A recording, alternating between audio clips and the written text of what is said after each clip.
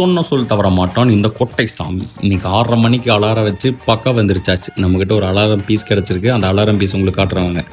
இந்த டீயை சொல்லணும்னா அன்னப்பறவைகிட்ட கொண்டு போனால் கூட காரி மூஞ்சியில் துப்பிடும். இது எங்கடா பால் இருக்கு எடுத்துகிட்டு ஓடிடுன்னு.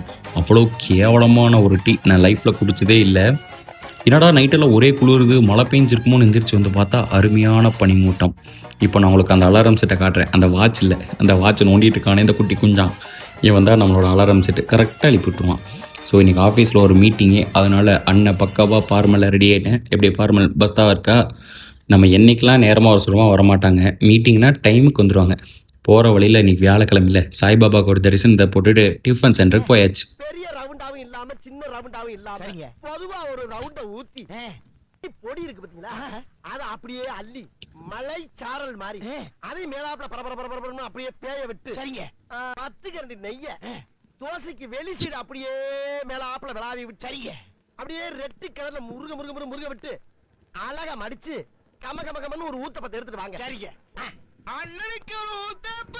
காலையில் சாப்பிட்ட தோசைக்கு ஒரு ஃப்ளைங் உமா, அதுக்கு பின்னாடி ஒரு டீ. ஹூபள்ளியில் என்ன ஃபேமஸாக இருக்குன்னு சொல்லு பார்ப்போம். தெரியலையா?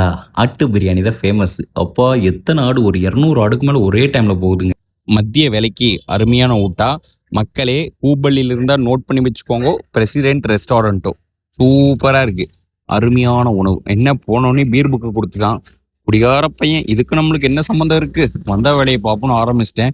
இன்னைக்கு ஒரு புடி அப்படிங்கிற மாதிரி டேஸ்ட்டு. மெயினே இந்த ஐஸ்கிரீம் தான்.